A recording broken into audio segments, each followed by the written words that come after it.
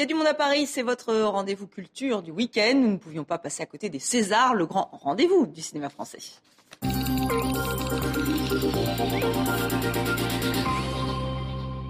Les Césars qui ont couronné The Artist avec 6 trophées, dont meilleur film, meilleur réalisateur, meilleure actrice, mais pas meilleur acteur. Jean Dujardin s'est fait souffler la récompense par Omar Sy. Alors nous allons revenir sur ce palmarès avec vous, Laurent Delmas. Merci d'être avec nous. Merci de votre invitation. Alors vous nous avez fait vivre cette soirée sur votre blog, sur France Inter. Vous vous présentez On aura tout vu avec Christine Masson.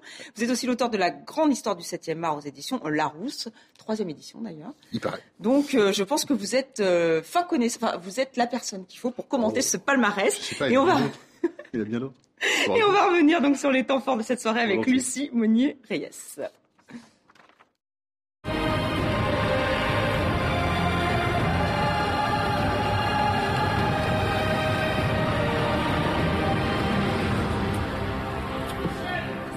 Merci.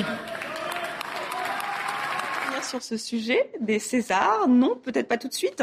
Bon, en attendant ce sujet, on va peut-être revenir donc sur ce César du meilleur film, César du meilleur réalisateur. Absolument. Pour The Artist. Vous êtes d'accord ? Oh, écoutez, c'est pas le problème de savoir si moi je suis d'accord ou pas. C'est pas très, à mon avis, est pas très intéressant. C'était un peu attendu. Ce qu'il était moins, c'est que Jean Dujardin n'est pas, comme partout ailleurs dans le monde, sa petite statuette. Je crois d'ailleurs qu'il a physiquement accusé le coup. Oui. Bon, c'est un petit peu normal. Parce qu'il a été couronné à Londres, partout, dans le monde entier. Et puis tout le monde l'attend à Hollywood prochainement. Demain. Voilà, demain, exactement. Bon, mais ça, ce sont les aléas des votes. Je pense qu'il y a eu un petit sursaut côté français, en se disant, ça va, quoi, trop c'est trop. Et puis surtout, quand même, le César du meilleur acteur n'est pas allé à n'importe qui ou à n'importe quoi. Omar Sy, c'est la révélation de l'année. C'est une bombe comique.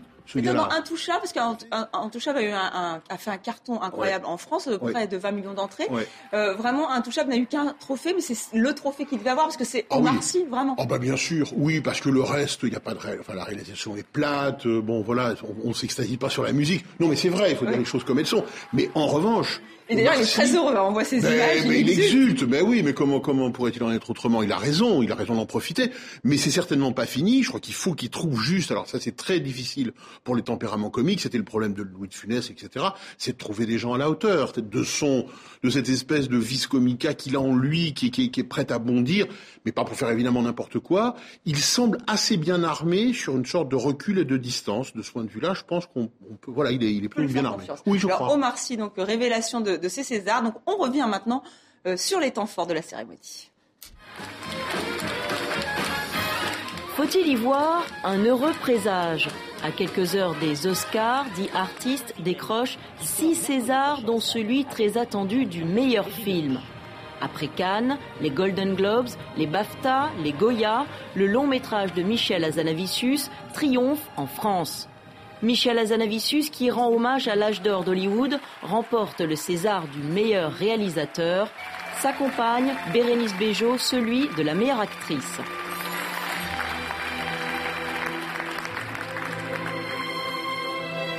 Je le voulais vraiment. Je le voulais.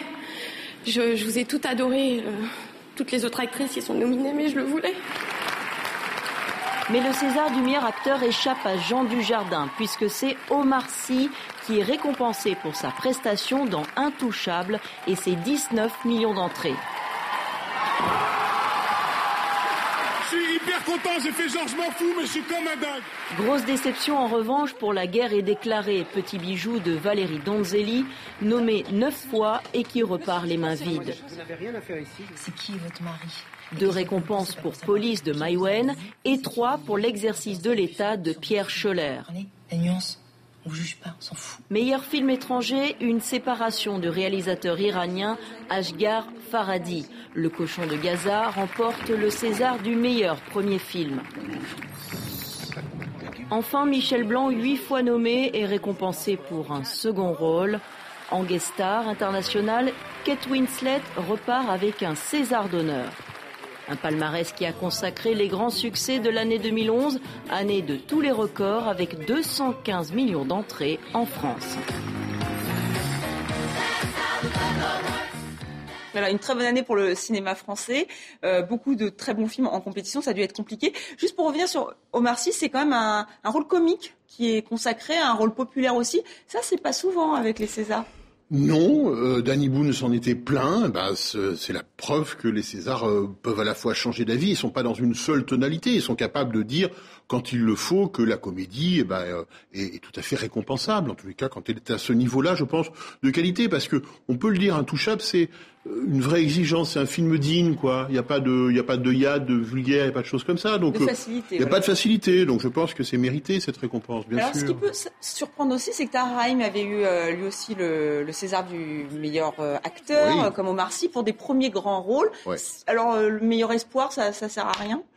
Oui, alors ça, c'est... Vous savez, quand on donne à cette formidable actrice qui est Clotilde M le César de la révélation, alors que c'est une certitude, Clotilde M est une grande actrice, elle n'est pas révélée. Il y a des formulations malheureuses, même presque, par rapport aux acteurs, par rapport au travail qu'ils ont déjà fait. Voilà. Alors, c'est difficile. Il faudrait dire, c'est un grand acteur et puis basta, et ne pas trop singulariser l'intitulé du prix, parce qu'on est souvent, vous avez raison, un peu à côté de la plaque. Alors on singularise aussi en disant que c'est vrai qu'Omar Sy c'est le premier acteur noir qui a ce prix. Tahar Rahim aussi. Est-ce que ça veut dire que les lignes bougent un peu, parce que dans le cinéma français, on l'a souvent dit, c'est difficile quand on n'est pas blond aux yeux bleus, de faire une carrière forcément. Bon, c'est vrai que c'est pas une façon très française de raisonner. Hein. On est plutôt là, on adopte un peu des modes américains de la façon de lire l'événement, mais en même temps, l'existence du plafond de verre, personne ne peut le nier. Donc c'est vrai que je pense que ce genre de récompense ne peut que faire plaisir. Mais c'est surtout aussi peut-être une victoire sociale, parce qu'Omar Sy, il vient pas des beaux quartiers. Hein.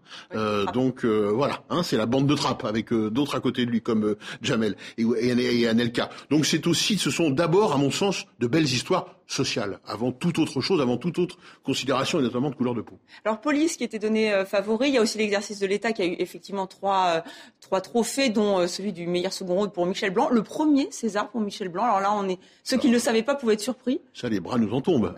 Moi, effectivement, j'ai découvert, j'avais mal préparé mes fiches, la preuve, et j'ai été sidéré, quoi. Apprendre que cet immense acteur, qui est Michel Blanc, immense, hein, quand même, avec des rôles avant, comme par exemple Monsieur Hir, où il était incroyablement étincelant, c'est la première fois qu'on l'honore.